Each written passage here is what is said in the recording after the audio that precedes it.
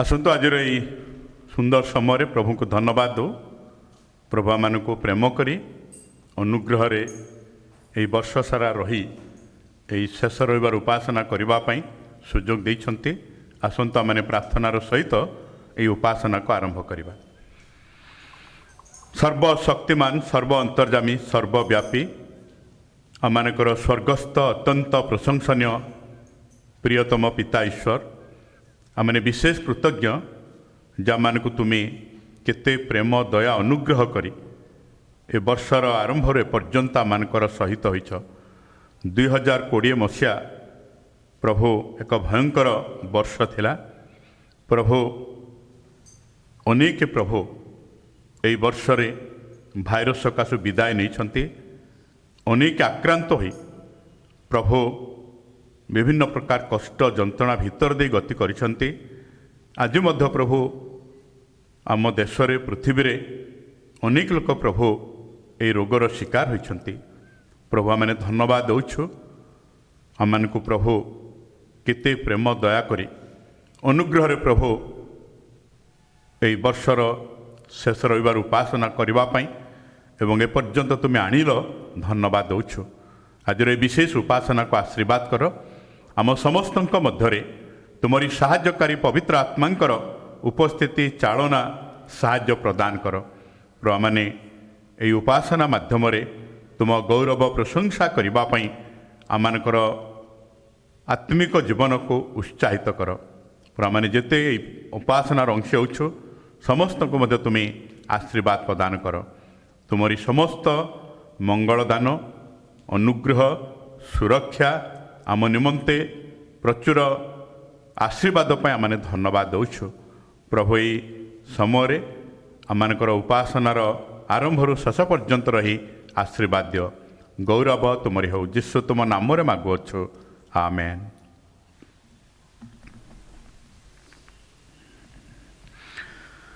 मो पाई धर्मर द्वार सबु फिटाओ मु तहि मध्य प्रवेश करी सदाप्रभु को धन्यवाद देवी।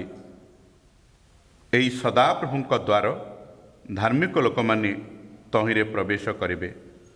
मु तुमको धन्यवाद देवी कारण तुम्हें मते उत्तर देयछ और मोहर परित्राण होइछि।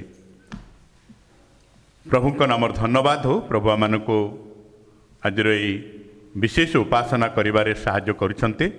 आसंतु आमाने प्रभुंकर गौरव प्रशंसा करी यही उपासनार आरंभ एक गीत शुणा आ गीत द्वारा आमने मध्य प्रभु को धन्यवाद दो आ प्रभु आमान को उत्साह प्रदान करंतु।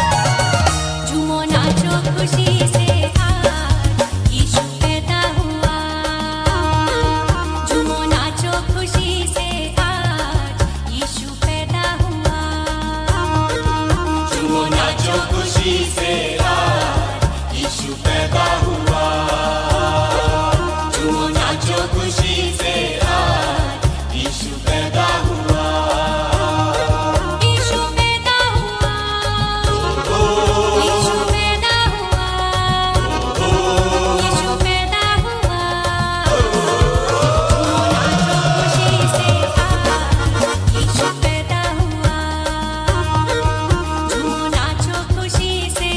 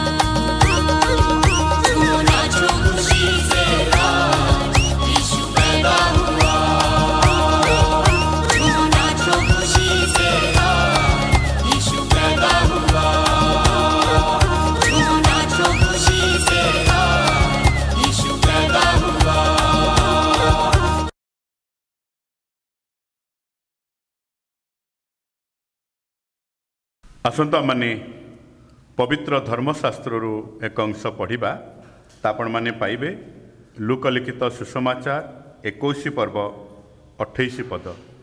लूकलिखित सुसमाचार 21 पर्वर 28 पद। किंतु यही समस्त घटना आरंभ हेले तुमने ऊर्ध्व दृष्टि कर ओ मस्तक उत्तोलन कर जेणु तुमकर मुक्ति सन्निकट। प्रभु पठित वाक्य श्रवण रे विशेष भाव आशीर्वाद करंतु। आसंता माने दान संग्रह करने जावा आपण माने जेपरी पूर्वरे आपण मानकर दान को पृथक रखती इथर मत आपण माने पृथक रखतु। आपण मानकर निकट को जितेबाला बेहरा भाई जाती हाथ में पठे पारती नचेत आमर उपासना गृह में आसी दे पारती। आसंता माने समय दान संग्रह उपलक्षे गोटे गीत शुणा आ से द्वारा माने प्रभुंकर प्रशंसा करूँ।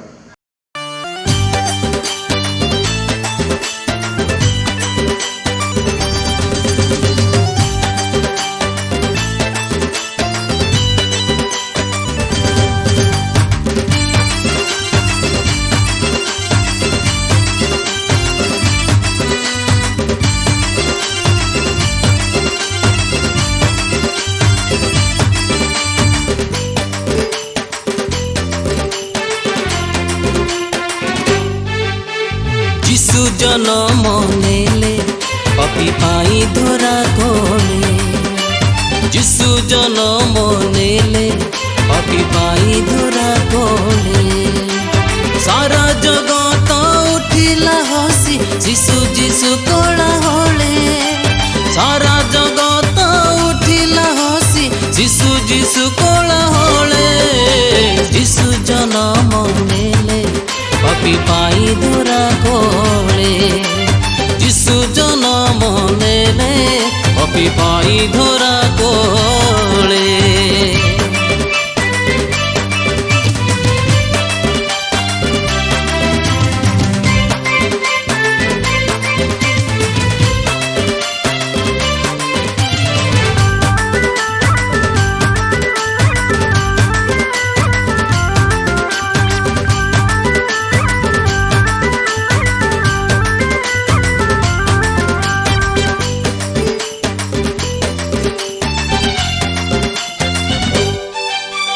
पंडित गणे हरस चिते उभा हेले शिशु पासे।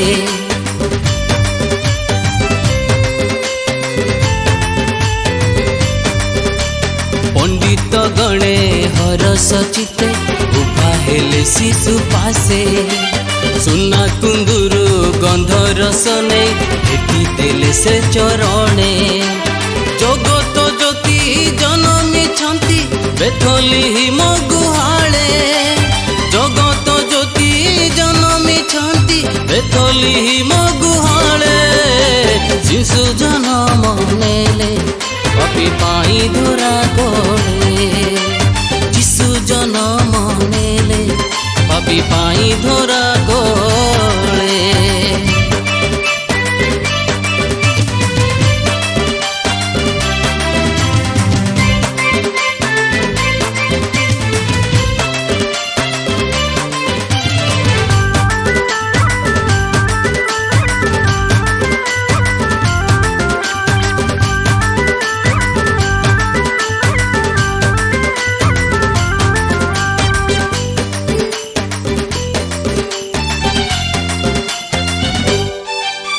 स्वर्गते जीले जिसु मोर तो उद्धार पाई।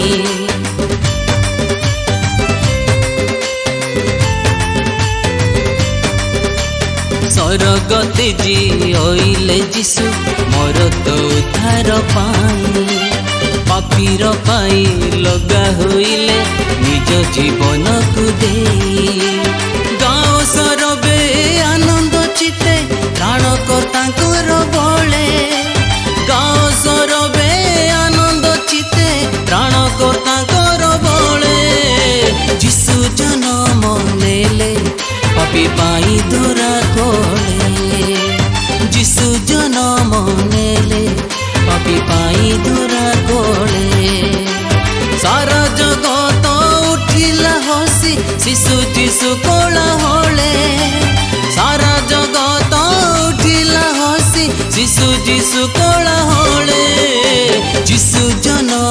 ନେଲେ ପାପୀ ପାଇଁ ଧରା ଗଲେ ଯୀଶୁ ଜନ୍ମ ନେଲେ ପାପୀ ପାଇଁ ଧରା ଗଲେ ଯୀଶୁ ଜନ୍ମ ନେଲେ ପାପୀ ପାଇଁ ଧରା ଗଲେ ଯୀଶୁ ଜନ୍ମ ନେଲେ ପାପୀ ପାଇଁ ଧରା ଗଲେ। ଆଜିର ଏହି ସୁନ୍ଦର ସମୟରେ ଆମେ ପ୍ରଭୁଙ୍କୁ ଧନ୍ୟବାଦ ଦେଉ ଯେ ସେମାନଙ୍କୁ ପ୍ରେମ କରନ୍ତି। ପ୍ରେମର ଅବଦାନ ସ୍ୱରୂପେ ତାଙ୍କର ବିଭିନ୍ନ ଅନୁଗ୍ରହ ଆଶୀର୍ବାଦ ପ୍ରଦାନ କରି ଅନୁଗ୍ରହରେ ଆମମାନଙ୍କୁ ଆଜି ଦିନଟି ତାଙ୍କ ଉପାସନା କରିବା ପାଇଁ ତାଙ୍କ ନିକଟବର୍ତ୍ତୀ ହେବା ପାଇଁ ଏହି ସୁଯୋଗ ଦେଇଛନ୍ତି। ସେଥିପାଇଁ ମୁଁ ପ୍ରଭୁଙ୍କୁ ଧନ୍ୟବାଦ ଦେବା ସହିତ ଏହି ଉପାସନାର ଅଂଶ ହେଉଥିବା ମଣ୍ଡଳୀର ପ୍ରତ୍ୟେକ ପରିବାର ପ୍ରତ୍ୟେକ ଭାଇ ଭଉଣୀ ଏବଂ ଯେଉଁମାନେ ବିଭିନ୍ନ ସ୍ଥାନରେ ଥାଇ ମଧ୍ୟ ଏହି ଉପାସନାର ଅଂଶ ହୁଅନ୍ତି ସମସ୍ତଙ୍କୁ ମୁଁ ପ୍ରଭୁ ଯୀଶୁ ଖ୍ରୀଷ୍ଟଙ୍କ ନାମରେ ନମସ୍କାର ଜ୍ଞାପନ କରେ ଏବଂ ଆପଣମାନଙ୍କୁ ଆଜିର ବିଶେଷ ଉପାସନାକୁ ସ୍ୱାଗତ କରେ। କାରଣ ଆମମାନେ ପ୍ରଭୁଙ୍କ ଦୟା ପ୍ରେମରୁ ଏହି ବର୍ଷର ଶେଷ ରବିବାର ଉପାସନା କରିବାର ସୁଯୋଗ ପାଇଛୁ। ଆଉ ପ୍ରଭୁ ଆମମାନଙ୍କୁ ଘାତ ପ୍ରତିଘାତରେ ଆମ ସହିତ ରହି ବିଭିନ୍ନ ପରିସ୍ଥିତିରେ ଆମମାନଙ୍କର ପ୍ରୟୋଜନୀୟତା ଦେଇ ଆମମାନଙ୍କୁ ଆଜି ଏହି ଉପାସନା କରିବାରେ ସାହାଯ୍ୟ କରିଛନ୍ତି। ଧନ୍ୟବାଦ କରୁ। ଆପଣମାନେ ଯିଏ ଯେଉଁଠି ଅଛନ୍ତି ପ୍ରଭୁ ଆପଣମାନଙ୍କୁ ଆଶୀର୍ବାଦ କରନ୍ତୁ। ଆଜି ଆମମାନେ ସୁଯୋଗ ପାଇଛୁ ଯେ ୟୁଟ୍ୟୁବ୍ ମାଧ୍ୟମରେ ଏହି ଉପାସନାର ଅଂଶ ହେବା ପାଇଁ ଆଉ ସେଦ୍ୱାରା ମଧ୍ୟ ପ୍ରଭୁ ଆମମାନଙ୍କୁ ସାହାଯ୍ୟ ପ୍ରଦାନ କରନ୍ତୁ। ଆମମାନେ ମଧ୍ୟ ଧନ୍ୟବାଦ ଦେଉ ଯେ ଆମମାନଙ୍କୁ ପ୍ରଭୁ ସୁଯୋଗ ଦେଲେ ବଡ଼ଦିନ ପ୍ରତିପାଳନ କରିବା ପାଇଁ ଆମମାନଙ୍କର ଉପାସନା ଗୃହର ପ୍ରାଙ୍ଗଣ ମଧ୍ୟରେ ଆଉ ସେଥିଦ୍ୱାରା ମଧ୍ୟ ପ୍ରଭୁ ଆମମାନଙ୍କୁ ଆହୁରି ଅଧିକ ଅଧିକ ଉତ୍ସାହିତ କରନ୍ତୁ ଆଶୀର୍ବାଦ ପ୍ରଦାନ କରନ୍ତୁ। ଆମମାନେ ଏହି ସମୟରେ କେତେଗୁଡ଼ାଏ ପ୍ରାର୍ଥନା ଅନୁରୋଧ ଏବଂ ବିଭିନ୍ନ ଧନ୍ୟବାଦର ବିଷୟକୁ ଶୁଣିବା ପାଇଁ ଯିବା। ମଣ୍ଡଳୀର ଜଣେ ଭାଇ ତୁଷାର ବିନ୍ଦୁ ସାମନ୍ତରାୟ ସେ ଧନ୍ୟବାଦର ଦାନ ଦେଇଛନ୍ତି। ତାଙ୍କ ପାଇଁ ତାଙ୍କ ପରିବାର ପାଇଁ ପ୍ରାର୍ଥନା ଚାହିଁଛନ୍ତି ଏବଂ ଆମମାନେ ପ୍ରାର୍ଥନା କରୁଛୁ କରିବା ସମ୍ବଲପୁର ମଣ୍ଡଳୀର ପାଳକ ମହାଶୟଙ୍କର ଆକ୍ସିଡେଣ୍ଟ ହୋଇ ସେ ଭୁବନେଶ୍ୱରର ଗୋଟିଏ ହସ୍ପିଟାଲରେ ଚିକିତ୍ସିତ ହେଉଛନ୍ତି। ଆଉ ରେଭରେଣ୍ଡ ଆଶ୍ୱାସନ ବୀର ଆମମାନେ ତାଙ୍କ ପାଇଁ ପ୍ରାର୍ଥନା କରିବା ପ୍ରଭୁ ଯେପରି ତାଙ୍କୁ ସୁସ୍ଥତା ପ୍ରଦାନ କରନ୍ତି। ବର୍ତ୍ତମାନ ସୁଦ୍ଧା ସେ ଅନକନସିୟସ୍ ଅବସ୍ଥାରେ ଅଛନ୍ତି ଆଉ ପ୍ରଭୁ ତାଙ୍କୁ ସୁସ୍ଥତା ଦେବା ସହିତ ତାଙ୍କ ପରିବାରକୁ ମଧ୍ୟ ପ୍ରଭୁ ଆଶୀର୍ବାଦ କରନ୍ତୁ। ଆମମାନେ ବିଶେଷ ପ୍ରାର୍ଥନା କରିବା ମଣ୍ଡଳୀର ଯେଉଁ ଭାଇ ଭଉଣୀମାନେ ଅସୁସ୍ଥ ବିଭିନ୍ନ କଷ୍ଟ ଯନ୍ତ୍ରଣା ପାଉଛନ୍ତି ପ୍ରଭୁ ଯେପରି ସେମାନଙ୍କୁ ମଧ୍ୟ ସୁସ୍ଥତା ପ୍ରଦାନ କରନ୍ତି ସେଥିପାଇଁ ପ୍ରାର୍ଥନା କରୁ। ଆମମାନେ ପ୍ରାର୍ଥନା କରୁ ମଣ୍ଡଳୀର ଯେତେ ବୃଦ୍ଧ ବୃଦ୍ଧା ବାପା ମା ଅଛନ୍ତି ଏବଂ ମଣ୍ଡଳୀର ଯେଉଁମାନେ ମଧ୍ୟ ବିଭିନ୍ନ ସ୍ଥାନରେ ଅଛନ୍ତି ସେମାନଙ୍କ ପାଇଁ ମାନେ ପ୍ରାର୍ଥନା କରିବା। ପ୍ରଭୁ ଯେଉଁ ଈଶ୍ୱର ଏପର୍ଯ୍ୟନ୍ତ ହାତ ଧରି ଆଣିଛନ୍ତି ଆଗାମୀ ଦିନ ମଧ୍ୟ ପ୍ରଭୁ ସେମାନଙ୍କୁ ଆଶୀର୍ବାଦ କରନ୍ତୁ। ଅନୁଗ୍ରହ ଦ୍ୱାରା ସେମାନଙ୍କୁ ଆଗକୁ ମଧ୍ୟ କଢ଼େଇ ନିଅନ୍ତୁ। ଆମମାନେ ମଧ୍ୟ ପ୍ରାର୍ଥନା କରିବା ଯେ ଯେଉଁମାନେ କରୋନା ଭାଇରସରେ ଆକ୍ରାନ୍ତ ଆମ ଅଞ୍ଚଳରେ ଏବଂ ଆମର ପ୍ରଦେଶରେ ଦେଶରେ ବିଶ୍ୱରେ ଆଉ ପ୍ରଭୁ ଯେପରି ସେମାନଙ୍କୁ ସୁସ୍ଥତା ପ୍ରଦାନ କରନ୍ତି ଆମମାନେ ପ୍ରାର୍ଥନା କରୁ। ପ୍ରଭୁଙ୍କର ଅନୁଗ୍ରହ ଏବଂ ତାଙ୍କର ସାହାଯ୍ୟ ସେମାନଙ୍କ ନିମନ୍ତେ ପ୍ରକାଶ କରି ସେ ସୁସ୍ଥତା ଦିଅନ୍ତୁ। ଆମମାନେ ମଧ୍ୟ ପ୍ରାର୍ଥନା କରୁ ଯେଉଁମାନେ ଏଥି ନିମନ୍ତେ ନିରବଚ୍ଛିନ୍ନ କାର୍ଯ୍ୟ କରୁଛନ୍ତି ଆମମାନଙ୍କର ପ୍ରଦେଶର ସର୍ବୋଚ୍ଚ ଶାସନକର୍ତ୍ତାମାନେ ପ୍ରଶାସନ ଡକ୍ଟର ସ୍ୱେଚ୍ଛାସେବୀ ଭାଇ ଭଉଣୀମାନେ ଦେଶର ମଧ୍ୟ ସର୍ବୋଚ୍ଚ ଶାସନକର୍ତ୍ତା ଏବଂ ପ୍ରତ୍ୟେକ ପ୍ରଦେଶର ମୁଖ୍ୟମନ୍ତ୍ରୀମାନେ ସେମାନଙ୍କୁ ସହଯୋଗ କରୁଥିବା ମନ୍ତ୍ରୀ ଏବଂ ବିଭିନ୍ନ ଲୋକମାନେ ଆଉ ସେମାନଙ୍କ ପାଇଁ ଆମେ ପ୍ରାର୍ଥନା କରୁ ପ୍ରଭୁ ଯେପରି ସେମାନଙ୍କୁ ଆଶୀର୍ବାଦ କରନ୍ତି ଏହି ଦିନମାନଙ୍କରେ ସାହାଯ୍ୟ କରନ୍ତି। ପ୍ରାର୍ଥନା କରିବା ଏହି ରୋଗ ନିମନ୍ତେ ଉପଯୁକ୍ତ ଭ୍ୟାକ୍ସିନେସନ୍ ବାହାରିବ ଆଉ ଯଦ୍ୱାରା ଏହି ପୃଥିବୀରୁ ସମ୍ପୂର୍ଣ୍ଣ ଏହି ରୋଗଟି ଉତ୍ପାଟନ ହେବ ଆଉ ଈଶ୍ୱରଙ୍କର ଅନୁଗ୍ରହ ଦ୍ୱାରା ଏହା ସଫଳ ହେବ ଆଉ ସେଥି ନିମନ୍ତେ ଆମେ ପ୍ରାର୍ଥନା କରିବା ପ୍ରଭୁ ଅନୁଗ୍ରହ କରି କାର୍ଯ୍ୟ କରନ୍ତୁ। ଆମେ ମଧ୍ୟ ପ୍ରାର୍ଥନା କରୁ ଦାନ ନିମନ୍ତେ धन्यवाद दिए जे आपण माने जो दान दउछंती आपण मानकु प्रभु आशीर्वाद करंतु आपण मानकर भंडार को मध्य शतगुण रे परिपूर्ण करंतु परिवार को मध्य आशीर्वाद दियंतु आम माने जो वाक्य शुणवा पाई जिबा वाक्य निमंते मध्य माने प्रार्थना करिबा आउ जेपरि प्रभु वाक्य द्वारा मानकु कथा कहती एवं आम माने धन्यवाद दो जे तुम प्रभुंकर इच्छा है आम नूतन वर्ष रे मध्य पदार्पण करी तांकर गौरव प्रशंसा करूँ प्रभु आमको सुस्थ सबल शरीर रे आनंदित हृदय रे से प्रवेश करने साहाय्य करंतु आजिर वाक्य परिवेषण करुथिबा भौणी स्मिता महापात्र आमको बहुत बहुत धन्यवाद दिए से आमकर बा मंडलीर अनुरोध रक्षा करी आज वाक्य परिवेषण करने आम मध्य अच्छा आउ प्रभु तांको आमानक मध्यरे आत्मांकर पूर्णता एवं तांकर आशीर्वाद शक्ति दे व्यवहार करंतु आमाने मध्य एई वाक्यर अंश होई आशीर्वाद युक्त होबापई साहाय्य करंतु आमाने एई समय केते जण भाई भौणीकर जन्मदिन हेइछि आउ सेतिपा माने सेमानक पय प्रार्थना एवं धन्यवाद देबा डेविड महापात्र सामुएल प्रभुदत्त प्रधान नायरा साहू संजीव साहू डिम्पल डेजी दास स्मृतिरेखा प्रधान आशीष कुमार परिड़ा कल्पना नायक प्रभु एमानंकु आशीर्वाद करी सेमानंकु जन्मदिन प्रतिपालन करिबारे साहाय्य करिसंती गत दिन मानकर प्रभु सेमानक सहित रही साहाय्य करथिबारु मो पक्षरु आम मंडली पक्षरु समस्त को धन्यवाद ज्ञापन करे प्रभु आपण मानक आशीर्वाद करंतु आगामी दिन रे मध्य सब विषय से साहाय्य प्रदान करंतु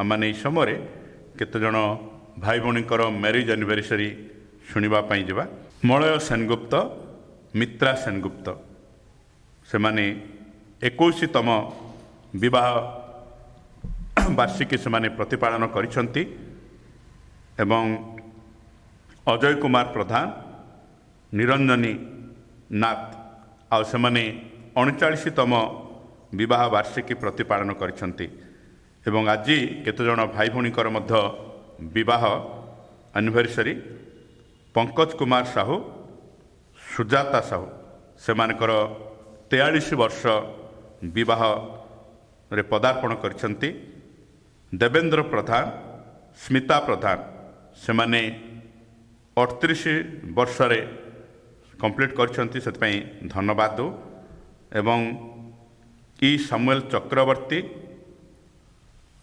सुनीता चक्रवर्ती आउ प्रभु एमानकु 18 वर्ष प्रतिपालन करने साहाय्य करिसंती मैरिज एनिवर्सरी एवं प्रभुदत्त प्रधान शांतशिला प्रधान प्रभु से 15 वर्ष विवाह रे साहाय्य करिसंती धन्यवाद एवं सामुएल प्रधान एवं शिल्पा दास एमाने 3 वर्ष आउ सेमानकर विवाह वार्षिकी प्रतिपालन करिसंती एई समय ए समस्त निमंते आमने प्रभु को धन्यवाद दो मुझे मो पक्षरु आमनकर मंडली पक्षरु कृतज्ञता ज्ञापन करे जे प्रभु सेमानकर वैवाहिक जीवन को पारिवारिक जीवन को कार्यगत जीवन को आशीर्वाद करी सेमानको साहाय्य करिसंती आगामी दिन मध्य प्रभु समस्त को विभिन्न क्षेत्र में साहाय्य प्रदान करंतु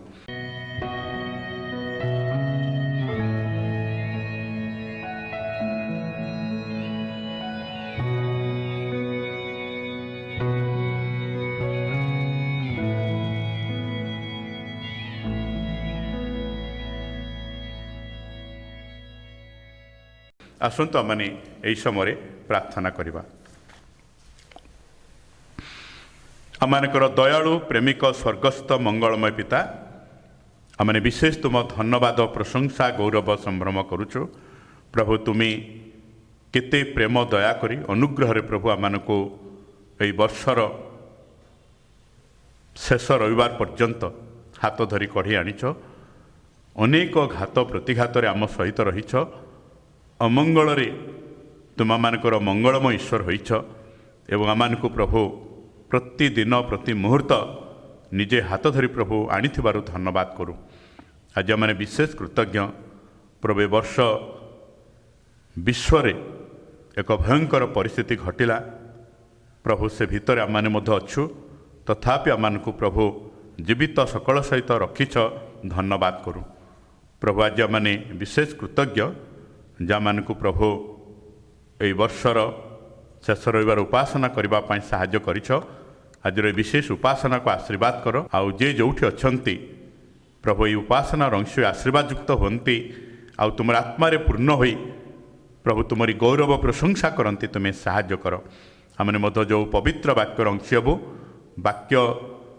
समस्त हृदय पवित्र आत्मा साहाय्य कार्यक्रम होगा निमंते तुम्हें आशीर्वाद प्रदान कर आज मध्य जो दासी को तुम्हें व्यवहार करिछ करने को जाऊछ प्रभु तुम्हें तांको आत्मांकर अभिषेक दे मुखपात्र परमेश्वर होई पवित्र वाक्य दे समस्त निकट में व्यवहार कर जो वाक्य प्रभु आमने शुणु आउ ताहा तुमरी वाक्य भाव में ग्रहण करी आशीर्वाद युक्त हबु तुम्हें दया कर प्रभु आमने मध्य प्रार्थना करुछु तुषार बिंदु सामंतराय प्रभु तुम्हें तांको परिवार को आशीर्वाद करिछ आगामी दिन मध्य आशीर्वाद कर सेमानकर पारिवारिक कार्यगत जीवन में सफलता प्रदान कर प्रभु तांकर दान पाई धन्यवाद दो दान को तुम्हें ग्रहण कर तांको भंडार को तुम्हें शतगुण रे परिपूर्ण कर आमने मध्य प्रार्थना करू प्रभु विशेष भाव में संबलपुर पालक महाशय तांकर एक भयंकर एक्सीडेंट रे प्रभु तांको पुत्र चली जाइछंती आउ से मध्य प्रभु वर्तमान भुवनेश्वर रे चिकित्सित होउछंती प्रभु तुम्हें दयालु पिता समस्त विषय तुम्हें जानुछ प्रभु तांको ऊपर तुमरी कृपा दृष्टि तुमर आरोग्यदायक शक्ति को जीशुंक नाम रे स्पर्श करी संपूर्ण तुम्हें सुस्थता प्रदान कर प्रभु मनुष्यर निकट रे जहाँ कष्ट जंत्रणा समस्या थाए प्रभु तुम निकट को आसवा द्वारा तुम्हें जे सफल करिथा विश्वास करुछु तुमरी धर्मरूप सूर्य आरोग्यदायक किरण को तांको ऊपर उदित करी सुस्थता प्रदान कर तांको परिवार को मध्य तुम्हें आशीर्वाद कर ये दिन मानक व्यक्तिगत भाव में कथा कही शांति सांत्वना तुमरी उपस्थिति प्रदान कर आमने मध्य प्रार्थना करू प्रभु आम मंडलीर जेते भाई भौणी असुस्थ अच्छन्ति विभिन्न कष्ट जंत्रणा पाउछन्ति समस्त को आम तुम निकट में थौछु प्रभु तुम्हें सेमानकु आशीर्वाद दियो दयार हस्तर स्पर्शता द्वारा जीशुंक नाम रे तुम आरोग्य शक्ति को प्रयोग करी सुस्थता प्रदान कर जेते वृद्ध वृद्धा प्रभु मंडली अच्छन्ति एवं जो माने विभिन्न स्थान मध्य अच्छन्ति सेमानक माने प्रार्थना करुछु जो ईश्वर आज पर्यंत हाथ धरी अनुग्रह रे बहिकी आनिछ एई दिन मानकर मध्य तुम्हें आशीर्वाद कर आउ सेमानकर सहित तुमरी उपस्थिति साहाय्य करुणा प्रदान कर आगामी दिन मध्य सेमाने प्रभु सुस्थ सबल रही नूतन वर्ष रे पदार्पण करिवे सेपरि तुम्हें अनुग्रह एवं आशीर्वाद दियो आमने प्रभु प्रार्थना करुछु जे तुमरी अनुग्रहरु आमने प्रभु बड़ दिन सुंदर भाव में प्रतिपालन करिछु सेतिपा मैंने धन्यवाद दौछु प्रभु तुमरी इच्छा हेले तुमर आशीर्वाद द्वारा आमने मध्य प्रभु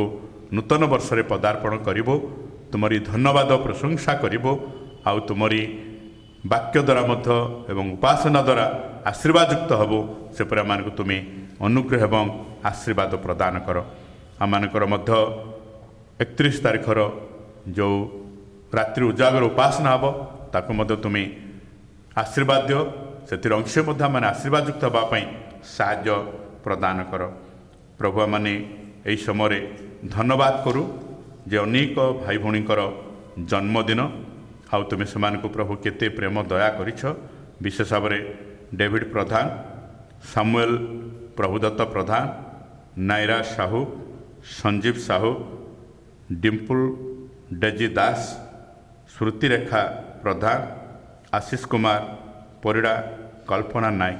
प्रभु गत दिन मानक तुम मानक सहित रही से मानक आशीर्वाद करिछ, सुरक्षा देइछ, प्रयोजनता देइछ, सेमानकर कार्य पारिवारिक जीवन मध्य अनुग्रह प्रचुर करिछ। धन्यवाद प्रभु सेमानक आज एक सुंदर दिन देखिबा पई गत सप्ताह सुजोग देल। धन्यवाद आगामी दिन मास वर्ष सेमानकर सहित रही सफलता दियो, सुंदर स्वास्थ्य दियो, विभिन्न विषय प्रभु तुमरी अनुग्रह आशीर्वाद प्रदान कर, जद्वारा प्रभु से तुमरी आशीर्वाद युक्त हुंती। आमने मध्य धन्यवाद दौछु। केते जण भाई भौणीकर मैरिज एनिवर्सरी प्रभु अच्छी थिला मध्य प्रभु माने प्रार्थना करू। मलय सेनगुप्त एवं मित्रा सेनगुप्त, अजय कुमार प्रधान, निरंजनी नाथ, प्रभु एमानकु तुमी केते आशीर्वाद करी गत सप्ताह से वैवाहिक जीवन में सफलता दे प्रतिपादन करने साहाय्य करिछ।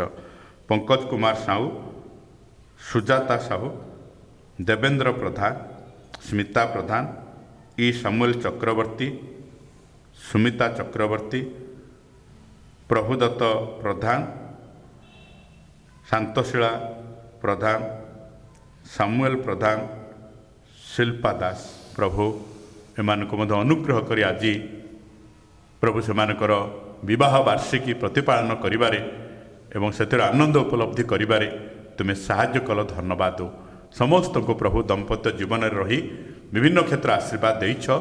आगामी दिन मध्य तुमे आशीर्वाद कर, सब विषय सफलता दियो, परिवार रे शांति आनंद, तुमरी आत्मांकर पूर्णता अभिषेक एवं तुमरी द्वारा प्रभु आशीर्वाद युक्त होबारे साहाय्य कर। आज सुंदर समय प्रभु आमने कृतज्ञ, जमाने जहाँ जहाँ तुम निकट में मागिछु शुणिल। धन्यवाद यही समस्त प्रार्थना परित्राणकर्ता जीशु नाम रे मागुअछु, आमेन। आज यही सुंदर समय आमने प्रभु को धन्यवाद दो, जमान को प्रभु तांकर उपासना करिबारे साहाय्य करिसंती। आमने पवित्र वाक्य शुणिबा पई जिबा।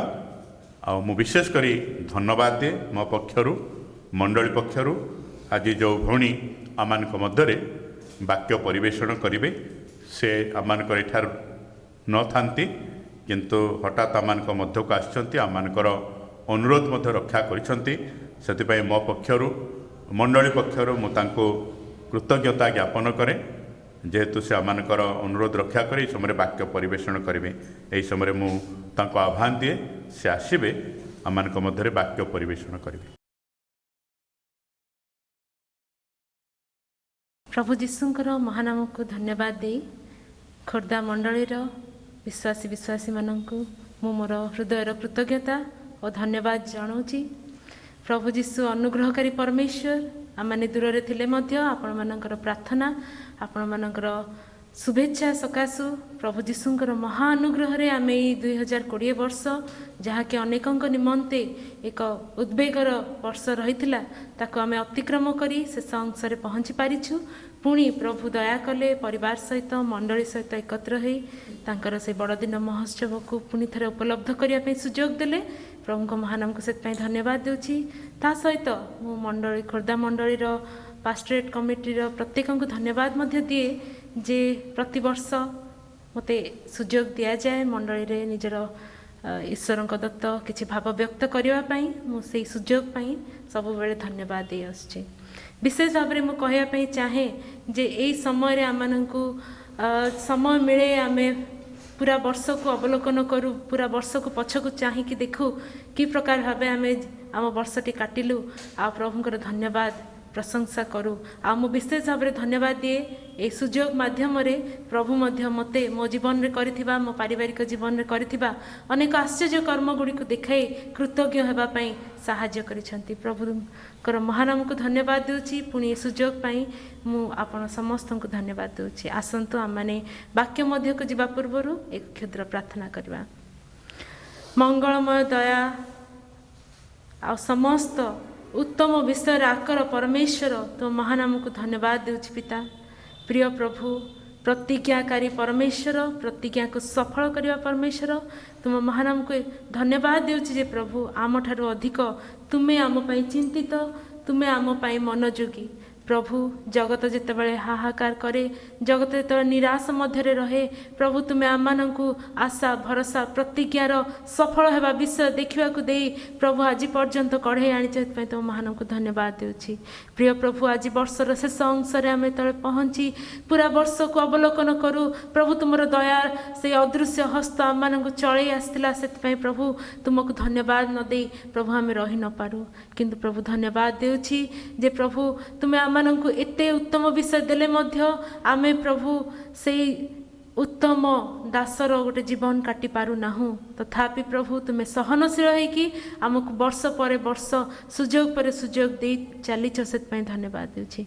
आजिर वाक्य प्रभु तुम्हें देइथिबा प्रभु मो मुखर वाक्य केवल तुमर ही वाक्य हो, मो हृदयर समस्त ज्ञान बुद्धि प्रभु से मिलित न हो, केवल ऊर्ध्वरु दत्त ज्ञान रे ऊर्ध्वरु दत्त विषय तुम मंडली निकट प्रकाश करने मत साहाय्य कर। ये समस्त प्रार्थना प्रेमिक प्रिय प्रभु जीशु ख्रीष्ट नाम रे मागुछि, आमीन। प्रिय मंडली आम मैंने जानू जे प्रभु जीशुंकर जन्म प्राय 2000 वर्ष पूर्व होइतिला। आउ जीवन रे घटिथिबा प्रत्येकटी घटना मध्य आमे सान बड़ ठारू एबे पर्यंत सुनी आसीछु, आ ताहा आमनक निमंते नुआ नुहे, किंतु प्रभु जीशुंकर जन्मर बाइबल रो पुरातन नियम रो शेष पुस्तक रो जो व्यवधान ताको यदि आमे देखु ताहा प्राय 400 वर्ष रो व्यवधान रहितिला।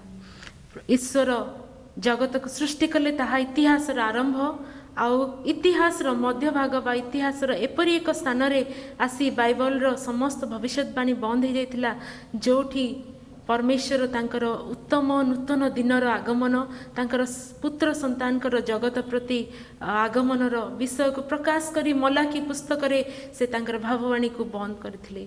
आ तापरे संपूर्ण नीरवता रहितिला, केही जानि पारु नथिले वर्तमान कोन, कारण प्रकाश्य दर्शन नथिला, कोनोसी प्रकार भाववाणी रो प्रकाश नथिला, कोनोसी प्रकार लोक माने परमेश्वरंकर दर्शन तांकर सान्निध्य को अनुभव करि पारु नथिले, किंतु एक विराट नीरवता रहितिला।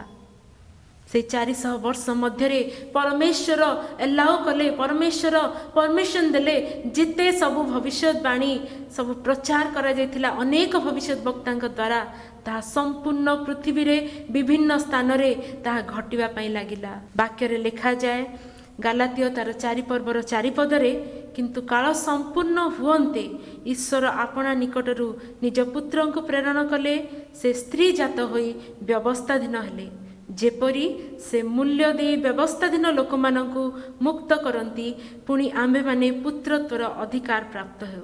काल संपूर्ण हेले एई शब्द रे बहुत गुड़िए विषय रही। काल संपूर्ण हेबा पर्यंत समग्र पृथ्वी को अपेक्षा करबा पई पड़िला।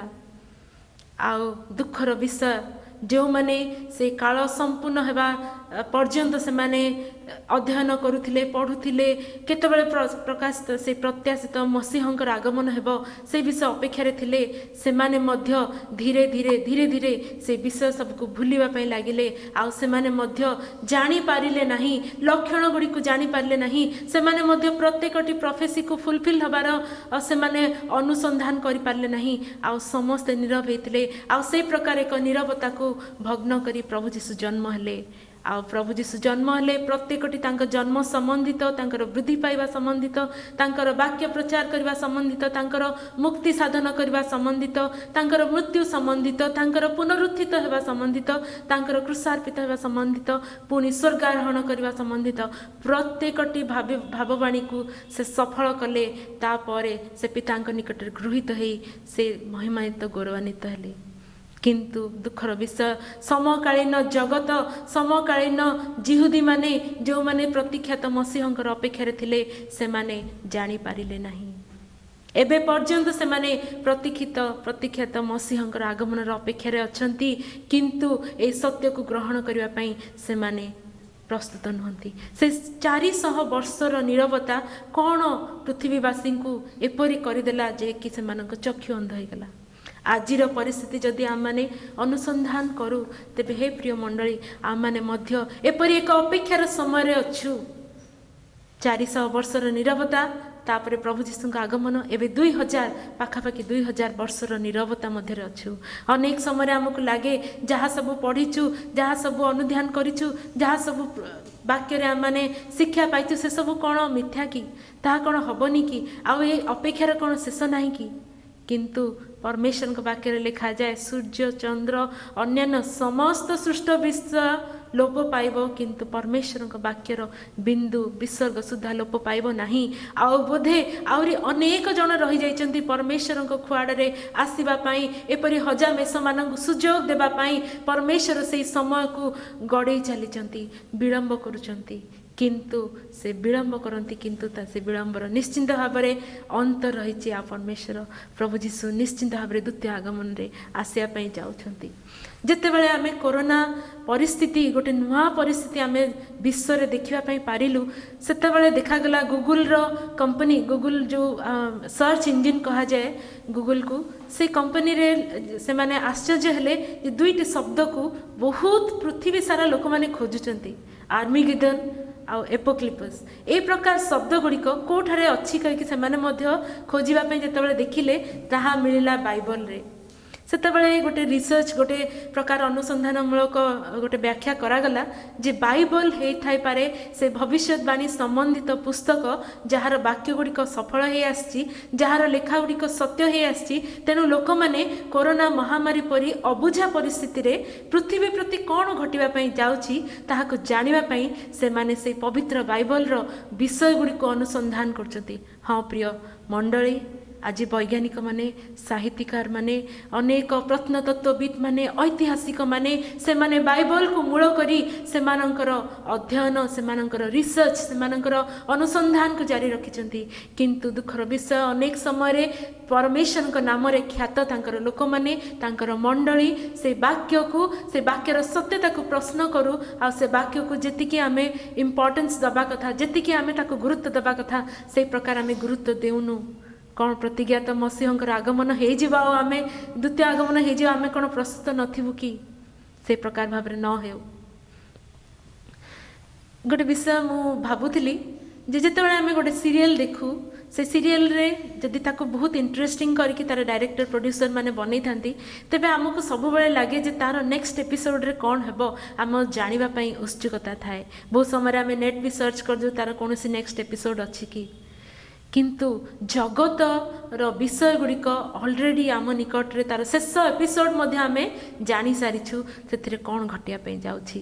ଏପରିକି ପ୍ରଭୁ ଯୀଶୁଙ୍କର ଶିଷ୍ୟମାନେ ମଧ୍ୟ ଯେତେବେଳେ ତାଙ୍କଠାରେ ବିଶ୍ୱାସ କରିବା ପାଇଁ ଆରମ୍ଭ କଲେ, ଆଶ୍ଚର୍ଯ୍ୟକର୍ମ ଗୁଡ଼ିକ ଦେଖି, ତାଙ୍କ ଦ୍ୱାରା ଘଟୁଥିବା ବିଭିନ୍ନ ପ୍ରକାର ଆଶ୍ଚର୍ଯ୍ୟକର୍ମ, ଅସାଧ୍ୟ ବିଷୟ ସବୁକୁ ଦେଖି ଯେତେବେଳେ ତାଙ୍କର ଶିକ୍ଷାରେ ସେମାନେ ପ୍ରଭାବିତ ହୋଇ ପ୍ରଭୁ ଯୀଶୁଙ୍କୁ ଯେତେବେଳେ ସେମାନେ ସତ୍ୟ ପରମେଶ୍ୱରଙ୍କ ପୁତ୍ର ବୋଲି ବିଶ୍ୱାସ କରିବା ପାଇଁ ଲାଗିଲେ, ସେହି ସମୟରେ ପ୍ରଭୁ ଯୀଶୁଙ୍କର ପାଦ ତଳେ ବସି ସେମାନେ ମଧ୍ୟ ପ୍ରଭୁ ଯୀଶୁଙ୍କୁ ପଚାରିବା ପାଇଁ ଲାଗିଲେ ଯେ ଯୁଗାନ୍ତର ଲକ୍ଷଣ ଗୁଡ଼ିକ କ'ଣ ଆମକୁ କୁହନ୍ତୁ। ମାଥ୍ୟୁ ତାର 24 ପର୍ବରେ ଆମେ ଦେଖୁ ପ୍ରଭୁ ଯୀଶୁ ସେମାନଙ୍କୁ ମନ୍ଦିର ପରିଭ୍ରମଣ କରୁଥିବା ସମୟରେ କହିଲେ, ତୁମେ ଯେଉଁ ସୁନ୍ଦର ମନ୍ଦିର ଗୁଡ଼ିକ ଦେଖୁଛ, ଗୋଟେ ପଥର ଆଉ ଗୋଟେ ପଥର ଉପରେ ରହିବ ନାହିଁ। ଆଉ ସେତେବେଳେ ଶିଷ୍ୟମାନେ ତାଙ୍କର ପ୍ରଭୁଙ୍କର ବାକ୍ୟରେ ବିଶ୍ୱାସ କରି ସେମାନେ ପଚାରୁଛନ୍ତି, ପ୍ରଭୁ ଏଇ ସମସ୍ତ କେବେ ଘଟିବ? ପୁଣି ଯୁଗାନ୍ତର ଲକ୍ଷଣ ଗୁଡ଼ିକ କ'ଣ? ପ୍ରଭୁ ଯୀଶୁ ସେମାନଙ୍କୁ ଗୋଟିଏ ଗୋଟିଏ ବିଷୟ ସେମାନଙ୍କୁ ପ୍ରକାଶ କରୁଅଛନ୍ତି। ତାଙ୍କର ଦ୍ୱିତୀୟ ଆଗମନର ସମୟ କି ପ୍ରକାର ହେବ ଆଉ କି ପ୍ରକାର ପ୍ରସ୍ତୁତ ରହିବା ପାଇଁ। ନିଶ୍ଚିନ୍ତ ଭାବରେ ସେଇ କାଳ, ସେଇ ସମୟ କାହାକୁ ଜଣା ନାହିଁ। ପବିତ୍ର ବାକ୍ୟରେ ଲେଖାଯାଏ ତାହା କେବଳ ପରମେଶ୍ୱରଙ୍କୁ, ପିତା ଈଶ୍ୱରଙ୍କୁ ହିଁ ଜଣା, ଦୂତମାନଙ୍କୁ ଜଣା ନାହିଁ, ପ୍ରଭୁ ଯୀଶୁଙ୍କୁ ଜଣା ନାହିଁ। ତେବେ ଆମମାନେ ତ ସାଧାରଣ ମନୁଷ୍ୟ, ଆମମାନେ କିପରି ଜାଣିବୁ? କିନ୍ତୁ ପ୍ରଭୁ ଯୀଶୁଙ୍କର ଏପରି ଶିକ୍ଷା ରହିଥିଲା, ସେ କାହାକୁ ଅନାଥ କରନ୍ତି ନାହିଁ, କାହାକୁ ସେ ଅନ୍ଧାରରେ ରଖନ୍ତି ନାହିଁ। ତାଙ୍କଠାରେ ବିଶ୍ୱାସ କରୁଥିବା ମଣ୍ଡଳୀକୁ ସେ ଚିହ୍ନ, ଲକ୍ଷଣ, ଶେଷ ଯୁଗାନ୍ତର ସମୟ ଗୁଡ଼ିକର ସମସ୍ତ ଦୃଷ୍ଟାନ୍ତ ସେ ଦେଇ ସେ ପ୍ରସ୍ତୁତ ରହିବା ପାଇଁ କହିଛନ୍ତି। ସେ କହିଥିଲେ ନୋହଙ୍କ ସମୟରେ, ଯଦି ଆମେ ମାଥ୍ୟୁ ତାର 24 ପର୍ବ ଆମେ ବାହାର କରୁ ତାହେଲେ ଆମେ ଦେଖିପାରିବା 24 ପର୍ବର 23 ପଦରେ ପ୍ରକାର ଲେଖାଯାଏ, ସେତେବେଳେ ଦେଖ ଖ୍ରୀଷ୍ଟ ଏଠାରେ କିମ୍ବା ସେଠାରେ, କେହି ଯେବେ ତୁମମାନଙ୍କୁ ଏପରି କହିବ ତାହା ବିଶ୍ୱାସ କର ନାହିଁ। କାରଣ ଭଣ୍ଡ ଖ୍ରୀଷ୍ଟମାନେ ଓ ଭଣ୍ଡ ଭାବବାଦୀମାନେ ଉଠି ଏପରି ମହା ମହା ଅଦ୍ଭୁତ କର୍ମମାନ ଦେଖାଇବେ, ଯଦି ସମ୍ଭବ ହୁଏ ମନୋନୀତ ଲୋକଙ୍କୁ ସୁଦ୍ଧା ଭ୍ରାନ୍ତ କରିବେ। ଦେଖ, ମୁଁ ପୂର୍ବରୁ ତୁମମାନଙ୍କୁ ଜଣାଇଲି। ତ ପ୍ରଭୁ ଯୀଶୁ ସମସ୍ତ ବିଷୟ ଗୋଟି ଗୋଟି କରି ସେ ତାଙ୍କର ଶିଷ୍ୟମାନଙ୍କୁ ଜଣାଉଛନ୍ତି। ପୁଣି ମାଥିଉ 24 ପର୍ବର 36 ପଦରେ ଏ ପ୍ରକାର ଲେଖନ୍ତି, ପ୍ରଭୁ ଯୀଶୁ କହନ୍ତି, ଆଉ ନୋହଙ୍କ ସମୟରେ ଯେ ପ୍ରକାର ଘଟିଥିଲା ମନୁଷ୍ୟ ପୁତ୍ରଙ୍କର ଆଗମନ ସମୟରେ ସେ ପ୍ରକାର ଘଟିବ। କାରଣ ଜଳ ପ୍ଲାବନର ପୂର୍ବବର୍ତ୍ତୀ ସମୟରେ ଜାହାଜରେ ନୋହଙ୍କର ପ୍ରବେଶ କରିବା ଦିନ ପର୍ଯ୍ୟନ୍ତ ଲୋକମାନେ ଯେପରି ଭୋଜନ ପାନ କରିବା, ବିବାହ କରିବା, ବିବାହ ଦେବା, ପୁଣି ଗୃହ ନିର୍ମାଣ, ପୁଣି ବିଭିନ୍ନ ପ୍ରକାର ସେମାନେ ଆୟୋଜନରେ ବ୍ୟସ୍ତ ଥିଲେ। ଏପରିକି ମାନେ ଶୁଣିଲେ ଆଶ୍ଚର୍ଯ୍ୟ ହେଉ ଯେ ସେହି ସମୟରେ ମଧ୍ୟ ବୃକ୍ଷରୋପଣ କରିବା ପାଇଁ ଲୋକମାନଙ୍କ ମନରେ ଆଗ୍ରହ ଆସୁଥିଲା। ଏବେ ଆମେ ଦେଖୁ ଯେ ପୃଥିବୀରେ ବୃକ୍ଷ ଶୂନ୍ୟ ହେଇଯାଉଛି, ସେଥିପାଇଁ ଲୋକମାନେ ଚାରା ସବୁ କିଣିକି ପ୍ଲାଣ୍ଟେସନ୍ ବୃକ୍ଷରୋପଣ କଥା କହୁଛନ୍ତି। ଏତେ ପୁରା କାଳରେ ବୃକ୍ଷରୋପଣର କ'ଣ ଆବଶ୍ୟକତା ଥିଲା? କିନ୍ତୁ ପ୍ରଭୁ ଯୀଶୁ ଯୁଗାନ୍ତ ସମୟକୁ ଲକ୍ଷ୍ୟ କରି ଏ ବିଷୟ କହିଥିଲେ ଯେ ସେହି ସମୟରେ ମଧ୍ୟ ସେହି ପ୍ରକାର ଘଟିବ। ଲୋକମାନେ ବିବାହ ଦେବା, ବିବାହିତ ହେବା, ଗୃହ ନିର୍ମାଣ କରିବା, ପୁଣି ବିଭିନ୍ନ ପ୍ରକାର କାର୍ଯ୍ୟରେ ସେମାନଙ୍କ ନିଜ ନିଜ କାର୍ଯ୍ୟରେ ପ୍ରବୃତ୍ତ ରହିବେ। ଆଉ ଜଳ ପ୍ଲାବନ ଆସି ସେମାନଙ୍କୁ ଭସେଇ ନ ନେବା ପର୍ଯ୍ୟନ୍ତ ସେମାନେ ଜାଗ୍ରତ ହେବେ ନାହିଁ। କିନ୍ତୁ ମଣ୍ଡଳୀ ନିକଟରେ ଆଜି ଆମମାନଙ୍କର ସବୁ କିଛି ପ୍ରକାଶିତ ହୋଇସାରିଛି। ଆମମାନେ ଅନୁଧ୍ୟାନ କରୁ। ଜଗତ ନିମନ୍ତେ ବଡ଼ଦିନ ପାଳନ ଗୋଟେ ଭିନ୍ନ ବିଷୟ। ସମଗ୍ର ଜଗତ ବଡ଼ଦିନ ପାଳନକୁ ପ୍ରଭୁ ଯୀଶୁଙ୍କର ଜନ୍ମ ସହିତ ଏବେ ମଧ୍ୟ ସେମାନେ ଜଡ଼ିତ କରିକି ରଖିଛନ୍ତି। ଏବେ ମଧ୍ୟ ସେମାନେ ଅପେକ୍ଷା କରୁଛନ୍ତି ପ୍ରଭୁ ଯୀଶୁଙ୍କର ଜନ୍ମ ହେବ, ପ୍ରଭୁ ଯୀଶୁଙ୍କର ଗୋଟେ ମୁହୂର୍ତ୍ତ ହେବ 25 ଡିସେମ୍ବରରେ। ଏ ପ୍ରକାର କୌଣସି ପ୍ରକାର ମୁହୂର୍ତ୍ତ ଆସେ ଯେଉଁଠିକି ପ୍ରଭୁ ଯୀଶୁ ଶିଶୁ ରୂପରେ ଜନ୍ମ ନେବେ। ସେଇ ସମସ୍ତ ବିଷୟ, ସେଇ ସମସ୍ତ ଆନନ୍ଦ ଉତ୍ସବ ପରିକା ସେମାନେ ସେଟାକୁ ଦେଖିଥାନ୍ତି। କିନ୍ତୁ ଆଜି ଆମମାନଙ୍କର ଅପେକ୍ଷା ଭିନ୍ନ ପ୍ରକାର। ଆମେ ପୁଣି ଥରେ ଶିଶୁ ଯୀଶୁଙ୍କୁ ସେଇ ଗୁହାଳ କୁଣ୍ଡରେ ଜନ୍ମ ଗ୍ରହଣ କରିବା ପାଇଁ ଆମେ ଅପେକ୍ଷା କରିନୁ। ଆମେ ସେଇ ପ୍ରଭୁ ଯୀଶୁଙ୍କର ଦ୍ୱିତୀୟ ଆଗମନ ସମୟର ଲକ୍ଷଣ ଚିହ୍ନ, ଆଉ ସେଥିପାଇଁ ଆମର ଜୀବନର ପ୍ରସ୍ତୁତି ପାଇଁ ଆମେ ଜଗି ରହିଛୁ ବା ମଣ୍ଡଳୀ ପ୍ରସ୍ତୁତ ରହୁଛି। ତେଣୁ ଆସ ଆମର ବଡ଼ଦିନ ପାଳନର ପରିଭାଷାକୁ ପରିବର୍ତ୍ତନ କରୁ। ଜଗତ ଆମ କାର୍ଯ୍ୟ ଗୁଡ଼ିକ ଦ୍ୱାରା, ଆମର ଚାଲିଚଳନ ଦ୍ୱାରା, ଆମର ମୁଖର କଥା ଦ୍ୱାରା, ଆମର ଜୀବନର ସାକ୍ଷ୍ୟ ଦ୍ୱାରା, ଆମର ବିଭିନ୍ନ ସୋସିଆଲ ମିଡ଼ିଆରେ ଆମର ଆକ୍ଟିଭିଟିଜ୍ ଦ୍ୱାରା ଜଗତ ଏ ବିଷୟ ଜାଣିପାରୁ ଯେ ଏଇ ଜାତି ସେମାନଙ୍କ ତ୍ରାଣକର୍ତ୍ତାଙ୍କର ଦ୍ୱିତୀୟ ଆଗମନ ପାଇଁ ସେମାନେ ଅପେକ୍ଷାରତ ଅଛନ୍ତି। ପ୍ରଭୁ ଯୀଶୁଙ୍କର ଜନ୍ମ ହୋଇସାରିଛି, ପରିତ୍ରାଣ କାର୍ଯ୍ୟ ସରିଯାଇଛି। ତାହା ନିଶ୍ଚିନ୍ତ ଭାବରେ ଗୁରୁତ୍ୱପୂର୍ଣ୍ଣ ଜଗତ ନିମନ୍ତେ। କିନ୍ତୁ ପ୍ରିୟ ମଣ୍ଡଳୀ, ଆମମାନଙ୍କ ନିମନ୍ତେ ପ୍ରଭୁ ଯୀଶୁଙ୍କର ଦ୍ୱିତୀୟ ଆଗମନ ସେତିକି ଜରୁରୀ, ଆଉ ତା ନିମନ୍ତେ ପ୍ରସ୍ତୁତ ରହିବା ମଧ୍ୟ ଅନେକ ଆବଶ୍ୟକ। ଆସନ୍ତୁ ଆମମାନେ ପ୍ରକାଶିତ ବାକ୍ୟ ତାର 17 ପର୍ବକୁ ଆମମାନଙ୍କର ଦୃଷ୍ଟି ଆକର୍ଷଣ କରୁ। ଯେତେବେଳେ ଯୋହନ ତାଙ୍କର ପ୍ରକାଶିତ ବାକ୍ୟର ବିଭିନ୍ନ ବିଷୟ ସେ ପ୍ରକାଶ କରି ତାର ଏପେକ୍ସକୁ ବାଲା, ଯେପରି ମୁଁ ଆଗରୁ କହୁଥିଲି ଲାଷ୍ଟ ଏପିସୋଡ଼ରେ ସେ ପହଞ୍ଚିଛନ୍ତି। ତାପରେ 18 ପର୍ବ, 19 ପର୍ବ, 20, 21 ପଦରେ ଆମେ ଦେଖୁ ଯେ କି ପ୍ରକାର ସେମାନେ ସ୍ୱର୍ଗରେ ବିଶ୍ୱାସୀମାନଙ୍କର ଶେଷ ଡେଷ୍ଟିନେସନ୍, ସେଠାରେ ସେମାନେ ପହଞ୍ଚୁଛନ୍ତି। ଉତ୍ତମ ସେଇ ଦେଶରେ ସେମାନେ ପରମେଶ୍ୱରଙ୍କର ଉପସ୍ଥିତିରେ ରହୁଛନ୍ତି, ପରମେଶ୍ୱରଙ୍କ ମୁଖ ଦର୍ଶନ କରୁଛନ୍ତି। ସେଠାରେ ଶୋକ କିମ୍ବା କ୍ଲେଶ ନାହିଁ, ରୋଗ ନାହିଁ, କୌଣସି ପ୍ରକାର ମନ୍ଦ ବିଷୟ ନାହିଁ। ସେଠାରେ କେବଳ ପରମେଶ୍ୱରଙ୍କ ଉପସ୍ଥିତି, ଆନନ୍ଦ, ଆଉ ସେ ପ୍ରକାର ଉତ୍ତମ ଉତ୍ତମ ବିଷୟ। ତେବେ ତା ପୂର୍ବରୁ କ'ଣ ଘଟିବା ପାଇଁ ଯାଉଛି ତାହା 17 ପର୍ବରେ ଯୋହନ ତାହା ପ୍ରକାଶ କରନ୍ତି। ଆଉ ଯୋହନ 17 ପର୍ବ 9 ପଦରେ 9 ପଦ ଠାରୁ ଏ ପ୍ରକାର ଲେଖାଯାଏ, ଏ ସ୍ଥଳରେ ବୁଦ୍ଧି ବିଶିଷ୍ଟ ମନ ଆବଶ୍ୟକ। ସେହି ସପ୍ତ ମସ୍ତକ ସପ୍ତ ପର୍ବତକୁ ବୁଝାଏ। ଏହି ସପ୍ତ ପର୍ବତ ଉପରେ ସ୍ତ୍ରୀ ଲୋକ ଉପବିଷ୍ଟା। ସେହି ସପ୍ତ ମସ୍ତକ ମଧ୍ୟ ସପ୍ତ ରାଜାଙ୍କୁ ବୁଝାଏ। ସେମାନଙ୍କ ମଧ୍ୟରୁ 5 ଜଣ ପତିତ ହୋଇଅଛନ୍ତି। ଯଦି ଆମେ ଆଗକୁ ଦେଖୁ ତେବେ ବିଭିନ୍ନ ରାଜାମାନଙ୍କ ବିଷୟରେ ଲେଖାଯାଇଛି। ସେହି ସପ୍ତମସ୍ତକ ମଧ୍ୟ ସପ୍ତ ରାଜାଙ୍କୁ ବୁଝାଏ। ସେମାନଙ୍କ ମଧ୍ୟରୁ 5 ଜଣ ପତିତ ହୋଇଅଛନ୍ତି। ଜଣେ ବର୍ତ୍ତମାନ ଅଛି, ଆଉ ଜଣେ ଏପର୍ଯ୍ୟନ୍ତ ଆସିନାହିଁ। ସେ ଆସିଲେ ଅଳ୍ପ କାଳ ରହିବ। ପୁଣି ଯେଉଁ ପଶୁ ଥିଲା ଆଉ ଏବେ ନାହିଁ, ସେ ଅଷ୍ଟମ। ତଥାପି ସେହି ସପ୍ତ ରାଜାଙ୍କ ମଧ୍ୟରୁ ଜଣେ, ଆଉ ସେ ବିନାଶ ପାଇବ। जदि आमे प्रकाशित वाक्य पुणी दानिएल भविष्यत वक्ता को दिया जाइथिबा से गूढ़ रहस्यपूर्ण भविष्यवाणी गुड़ी को आमने अनुध्यान करूँ तेबे आमानकर से ज्ञान विशिष्ट अंतकरण ज्ञान विशिष्ट मन आवश्यक वाक्य जिपरि लिखा जाए।